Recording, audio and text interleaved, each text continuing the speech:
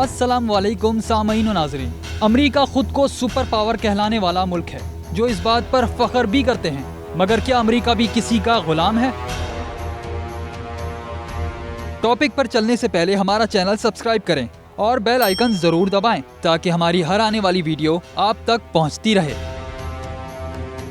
$1 पर जो एहराम बना हुआ है, इसके बारे में कहा जाता है कि यह एहराम ताकत और पायदारी की अलामत है।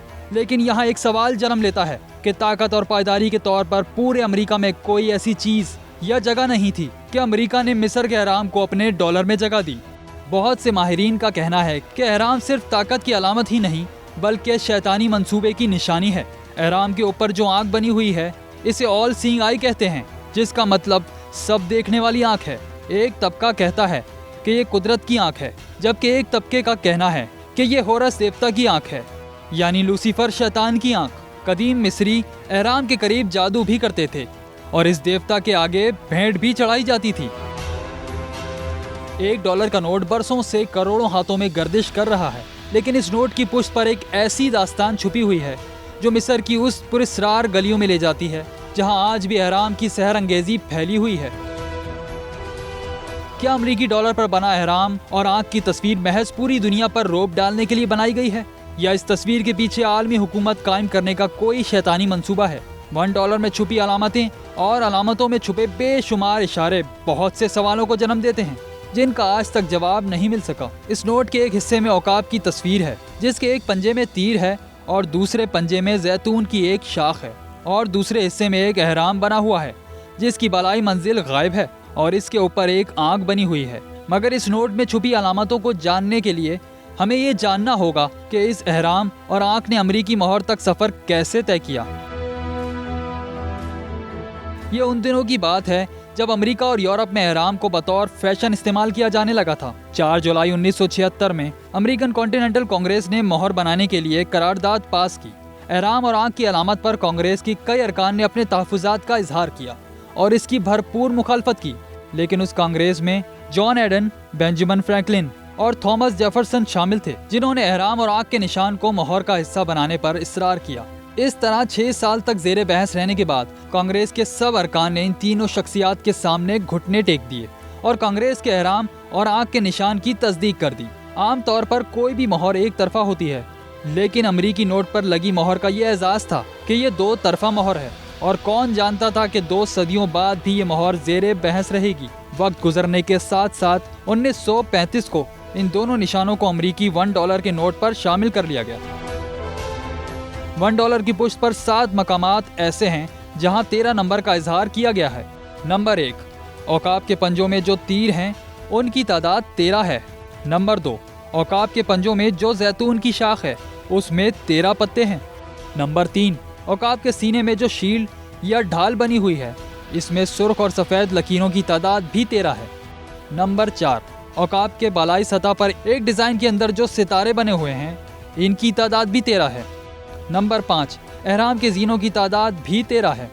नंबर 6, औकाब की चोंच में जो बैनर है, इसमें ई प्लोरेबस ओनम के अल्फाज दर्ज हैं, जिसका तर्जुमा है बहुत सौ में से एक, और इन अल्फाजों के हरूफ की तादाद भी 13 है। नंबर 7, एहराम के बालाई तरफ लिखा है एन्यूटी सेप्टस। इसका तर्जुमा है कि हमारी मईशत कामयाब होगी। हैरत की बात यह है कि इन हुर्फों की तादाद भी 13 है।